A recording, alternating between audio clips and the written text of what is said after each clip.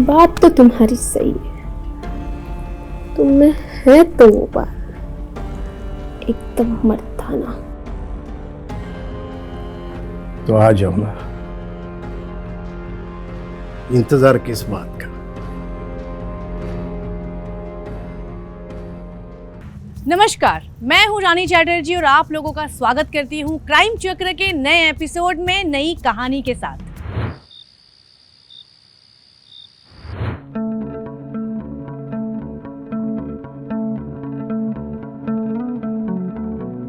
Makeup कितना करोगी? Makeup कर नहीं रही हूँ, उतार रही हूँ। अरे तो आ जाओ ना, मैं उतार देता हूँ।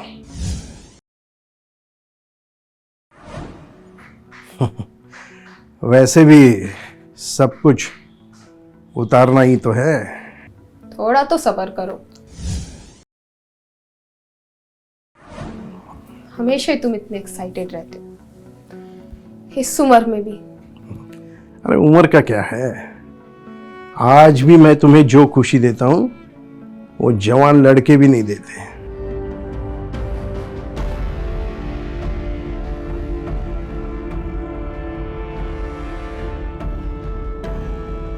बात तो तुम्हारी सही है। तुम में है तो वो बात एकदम मर्दाना। तो आ जाओ ना, इंतजार किस बात का।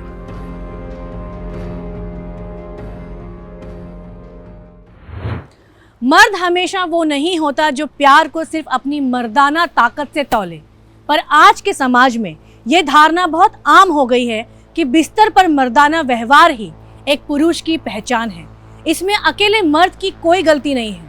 कभी कभी औरतें भी इस व्यवहार को बढ़ावा देती हैं और कई भावनाओं में से कोई एक भावना इंसान पर हावी होती है तो वो अंजाम देती है जुर्म को।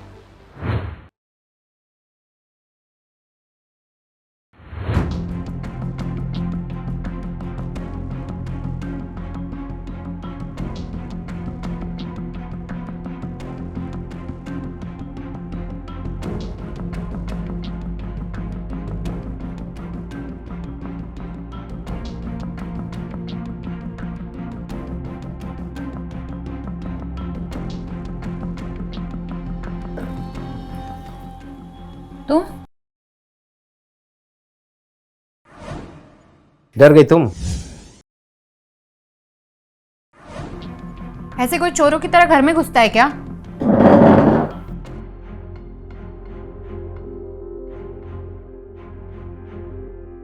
किसी के दिल में घुसना है तो चोरों की तरह घुसना पड़ता है। अब इस दिल में कोई जगह नहीं है तुम्हारे लिए। अरे ऐसा मत बोलो, मेरा दिल टूट जाएगा। जब मेरा दिल टूटा था मुझसे शादी करके मुझे अकेला छोड़ के गए थे तब? तो हर गलती की माफी भी तो होती है ना। तुम कितनी भी कोशिश कर लो मैं तुम्हें माफ नहीं करूंगी। मैं कितनों दिनों से तुम्हें मनाने की कोशिश कर रहा हूँ, आज तो मैं तुमको मना के ही रहूंगा। चलो छोड़ो मुझे निखिल, दर्द हो रहा है। अरे प्यार में थोड़ा दर्द तो सहना ही पड़ेगा ना।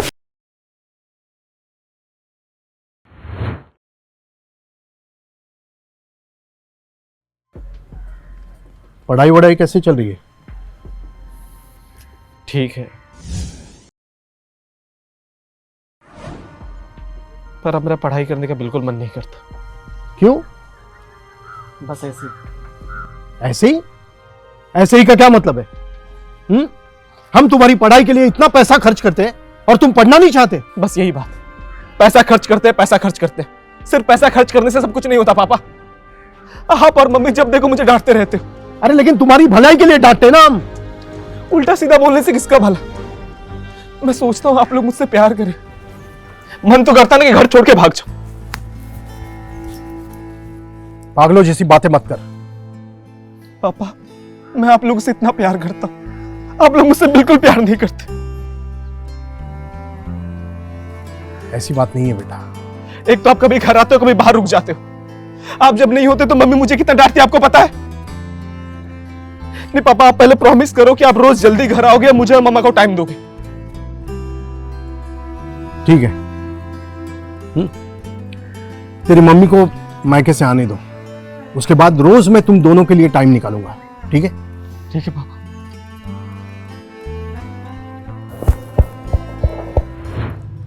तीन अलग अलग रिश्तों की समांतर चलती कहानियां, पर क्या तीनों कहानियों में कोई संबंध है या तीनों बस अलग अलग चलती हुई कहानियां हैं?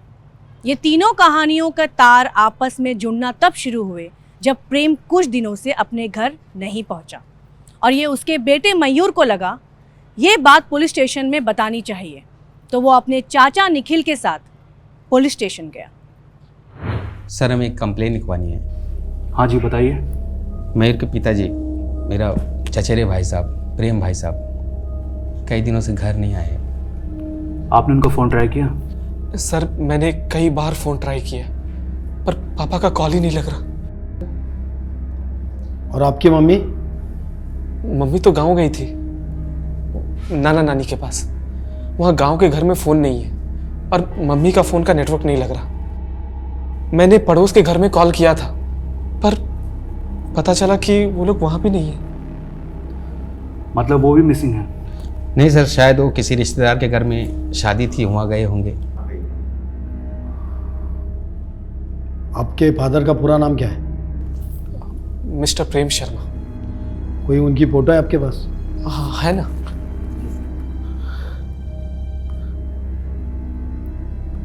हाँ ये सर। परब, ये कंप्लेंट लिख लो। सर।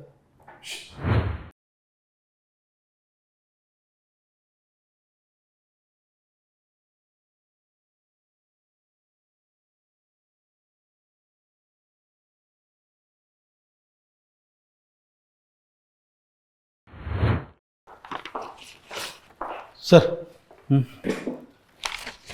प्रेम की लोकेशन डिटेल्स।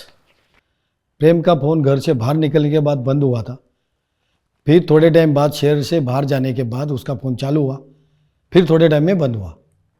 ये जिस एरिया में प्रेम का फ़ोन बंद हुआ है वहाँ के आसपास के एरिया में पता करो, किसी ने प्रेम को देखा है क्या? सर हमने ऑलरेडी एक टीम भेज दी है। वो जंगल एरिया है, वहाँ कोई आसपास रहता नहीं है। हमारी टीम और लोकल पुलिस छानबीन कर रही है। और मयूर की मम्मी यानी प्रेम जी की वाइफ? सर हमने वहाँ के थाने से पता किया, घर पर कोई नहीं था। और एक बात सर, प्रेम को ज़्यादातर उसके काम के सर्कल वाले के फ़ोन आए थे, लेकिन सर एक नंबर अलग है।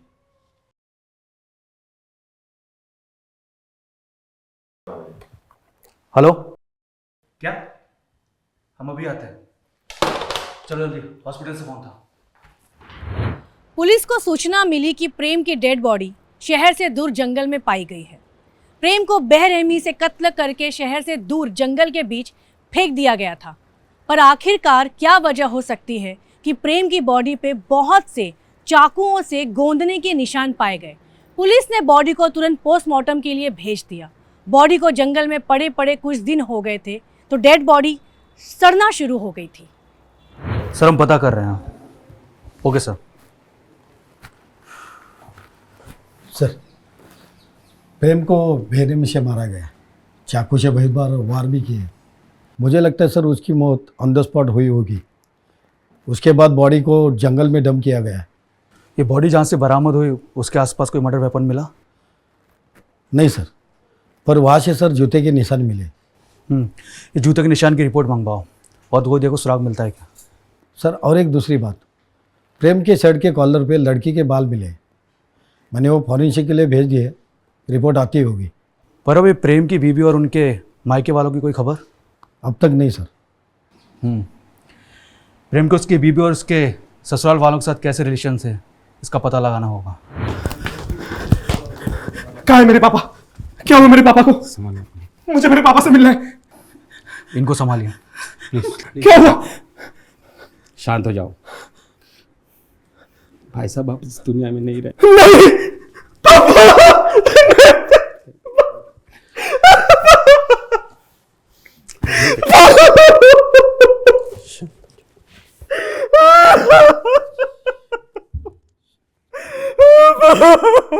शांत हो जाओ बेटा।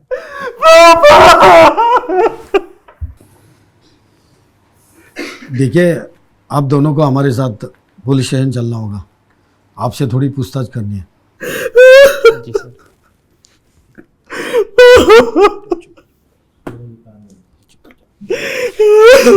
शांत हो जाइए।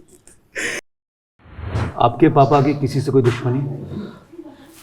मुझे कैसे पता होगा सर? सर भाई साहब तो काम में इतना व्यस्त रहते थे, वो अपने परिवार को भी समय नहीं दे पाते थे। तो सर रंजिश का तो सवाल ही नहीं पैदा होता है। ये देखिए, मर्डर हुआ है, वो भी इतने बेरहमी से मार दिया है, कोई तो वजह होगी ना।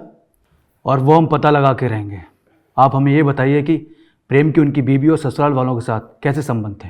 सर भाई साहब और भाभी के बीच में अक्सर झगड़ा हुआ करता था, क्योंकि भाई साहब घर में समय नहीं देते थे और इसलिए भाभी ज़्यादातर मायके में रहती थी। फिर उनके मायके वाले भी आकर भाई साहब को धमकाते थे। ये बात सच है? हाँ, पापा मम्मी हमेशा लड़ाई करते थे और जब मामा के घर से कोई आता था तो वो लड़ाई देख कर मैं तंग आ जाता था और अपने कमरे में चला जाता था।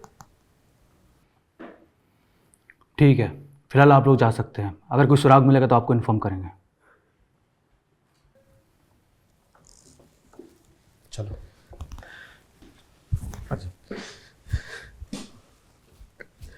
पर अब वो तुम कॉल डिटेल्स के बारे में कुछ बता रहे थे ना? हाँ सर, एक नंबर मिला है और वो किसी लड़की का है। और एक बात सर, जंगल में कार के टायर के निशान भी मिले। एक काम करो, ये फॉरेंसिक से मर्डर टाइमिंग का पता चलते ही उस समय से जंगल के आसपास के हाईवे के और पेट्रोल पंप के सीसी फुटेज निकलवाओ और वहाँ से जितनी भी गाड़ियाँ गुजरी हैं उनका पता लगाओ। जी सर। और प्रेम जी ने जिस लड़की को बार बार कॉल किया था उसे लेकर आओ। सर। आखिर क्या था प्रेम की हत्या के पीछे का सच? क्या प्रेम के ससुराल वाले सच में प्रेम की हत्या में शामिल थे या इस हत्या की कोई और ही वजह थी? और कौन थी वो लड़की जो प्रेम के कॉल डिटेल्स में उसके गायब होने वाले दिन से सिर्फ एक कॉल के लिए पुलिस के रडार में आ गई थी? क्या उस लड़की का इस हत्या से कोई संबंध था? आइए देखते हैं आगे की कहानी में।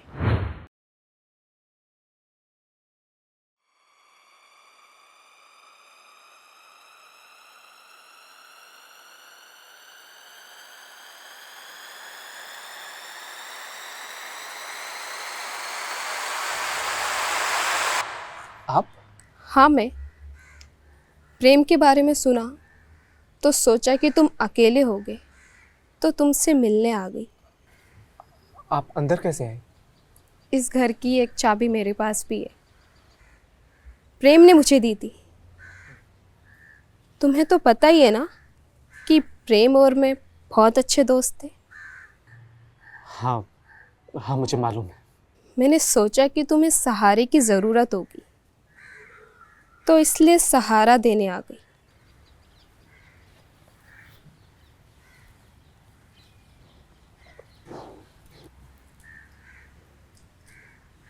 अरे ये क्या कर रही हैं आप?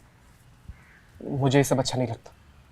अरे तुम्हारे पापा की दोस्त होने के नाते तुम्हारी तो आंटी हुई ना, तो इस दुख के समय में कम से कम तुम्हें गले तो लगा ही सकती हूँ ना मैं।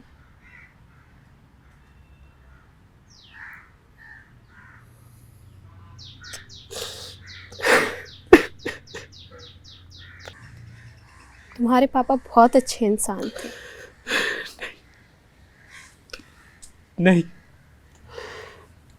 मेरे पापा अच्छे इंसान नहीं थे, क्योंकि अगर वो अच्छे इंसान होते तो मम्मी उन्हें बार बार छोड़ के नहीं जाती। नफरत होने लगी थी मुझे। तो क्या वो लड़की रोज ही थी? प्रेम और रोज के बीच काफी गहरे संबंध तो थे ही, तो हो सकता है कि वो कॉल लिस्ट में रोज का नंबर हो। पर क्या रोज प्रेम की हत्या कर सकती थी? और अगर हाँ, तो क्यों? क्या वजह हो सकती है? और मयूर की माँ कहाँ है? क्या एक माँ अपने बच्चे से इतने दिन तक दूर रह सकती है?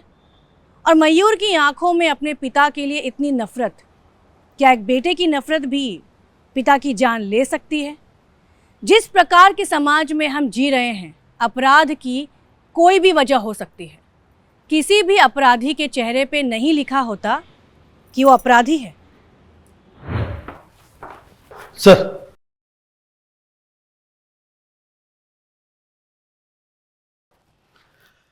ये कामना जी, निखिल जी की बीवी। प्लीज़ बैठिए। जैसा कि आपको प्रेम की हत्या के बारे में पता ही होगा, उसी की पूछताछ के लिए हमने आपको यहाँ बुलाया है। सर, मुझसे कैसी पूछताछ? जिस दिन प्रेम गायब हुआ था उस दिन आपको कॉल आया था? सर, प्रेम जी अक्सर मुझे कॉल किया करते थे। वो मेरे जेठ थे और उनकी वाइफ यहाँ थी नहीं। मयूर के खाने पीने का ध्यान मैं ही रखती थी। तो आप और निखिल मयूर का ख्याल रखते थे? देखिए, ये हत्या का मामला है। आप हमें कोऑपरेट करिए, नहीं तो फिर हमें अपना तरीका अपनाना पड़ेगा। सरिता जी। सर देखिए, मेरा उस परिवार से कुछ खास लेना देना है नहीं। मेरी और निखिल की शादी भी डिवोर्स के कगार पे आ गई है। कोई खास वजह? वो मुझसे शादी के बाद अलग रहने लगे थे। उन्होंने दूरियां बना ली थी। बहुत कोशिश की उन्होंने वापस आने की, पर अब मेरा मन ही नहीं था उनके साथ रहने का। तो आपका मन क्या प्रेम के साथ रहने का था? सर देखिए, आप एक औरत के चरित्र पे ऐसे इल्ज़ाम नहीं लगा सकते हो। अगर पूछताछ करनी है तो उस रोज़ से कीजिए ना। लगता है आप बहुत कुछ जानती हैं, लेकिन हमसे छुपा रही हैं। ज़रा खुलकर बताइए। सर, उस रोज़ ने प्रेम भाई साहब को अपने प्यार के जाल में फंसाया हुआ था और उसी के वजह से प्रेम भाई साहब का घर तबाह हुआ है।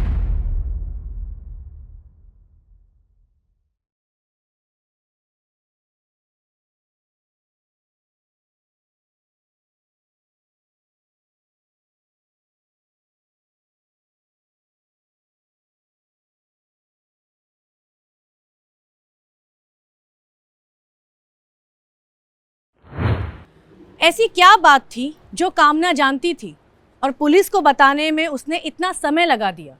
आखिर कौन था इस हत्या के पीछे? क्या रोज़ ने ही प्रेम की हत्या की थी? पर रोज़ और प्रेम तो एक दूसरे के साथ एक रिश्ते में थे।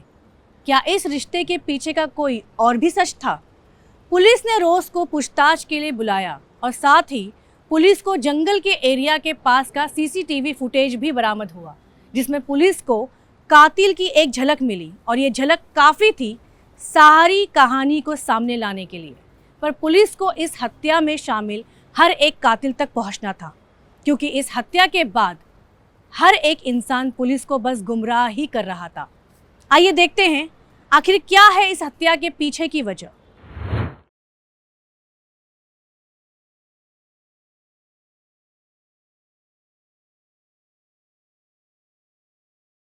किसके लिए इतना सच सवर रही है? हाँ, कितने के जान लोगी तू?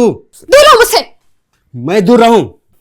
हाँ, मैं क्या कम पड़ा था तुझे जो मेरे चचेरे भाई के साथ तू रंगरेलियां मना रही थी और उसे अपने जाल में फंसा लिया? फंसाया और मैं तो तेरे साथ लिव इन रिलेशनशिप में थी ना, और वो तेरा भाई वो मुझ पर लट्टू हो गया, तो इसमें मैं क्या करूं? मैं क्या करूं? हाँ, कैसी औरत है रे तू? और कैसा आदमी है तू जो अपने ही भाई को इतनी बेरहमी से मारा तूने? जैसे भी आदमी और औरत हो तुम दोनों, पुलिस से ज्यादा देर तक बच नहीं पाए। ले चलो दोनों को।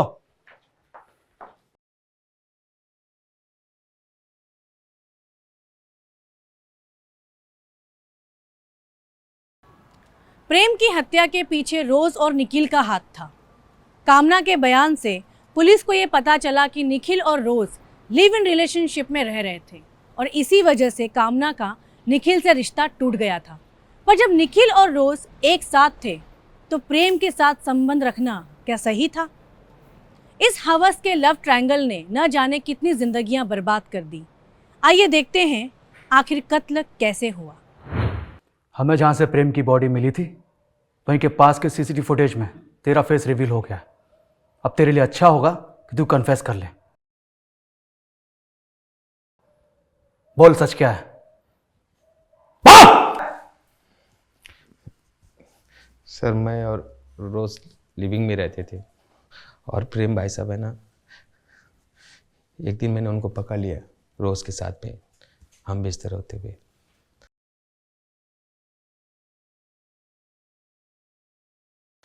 मैंने उनको धमकी दिया कि रोज का पीछा छोड़ दो, लेकिन उन्होंने नहीं माना।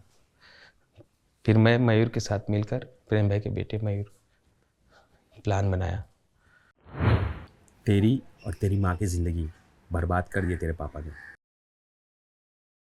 तेरा मन नहीं करता कि उनको सबक सिखाए और उनको सही रास्ते पे लाए? करता है, पर कैसे? मेरी बात सुन।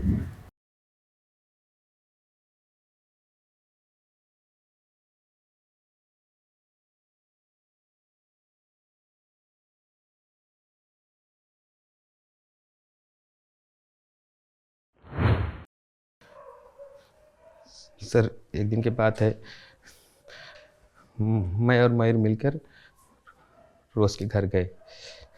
मुझे पता था प्रेम भाई साहब दरवाज़ा नहीं खोलेंगे। फिर हमने पड़ोसी बनने का नाटक किया।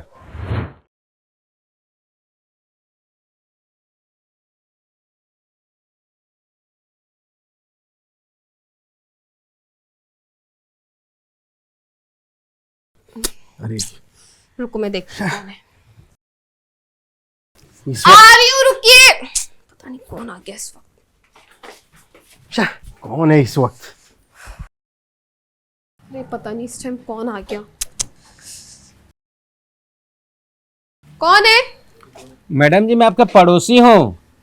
वो ज़रा स्कूटी हटा दीजिए ना, मुझे गाड़ी पार्किंग करनी है। अच्छा ठीक है, 1 मिनट खोलती हूँ।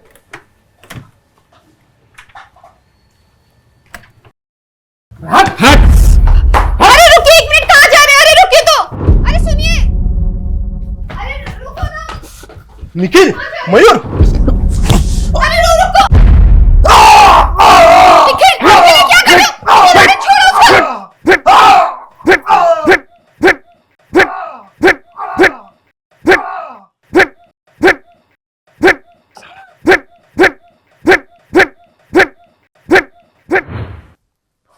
और सर गुस्से में भी प्रेम भाई का खून कर दिया। कानून को हाथ में लेने का अधिकार किसी भी नागरिक का नहीं होता है, चाहे वो कितने भी गुस्से में क्यों ना हो।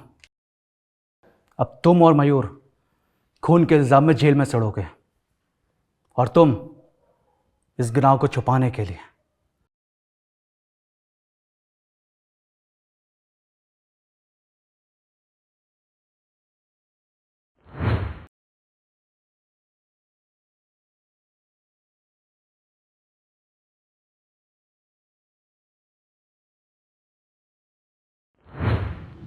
निखिल ने प्रेम की हत्या कर दी और रोज़ और मयूर को धमकाया कि वो पुलिस के सामने वही बयान दे जो वो उन्हें बोले। इस तरह अनजाने में मयूर और रोज़ भी इस हत्या की साजिश में शामिल हो गए।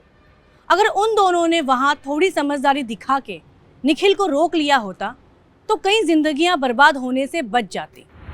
और इसी के साथ मैं नानी चैटर्जी विदा लेती हूँ। फिर मिलेंगे क्राइम चक्र के अगले एपिसोड में एक नई कहानी के साथ। तब तक सतर्क रहिए, सावधान रहिए और देखते रहिए क्राइम चक्र। जय हिंद।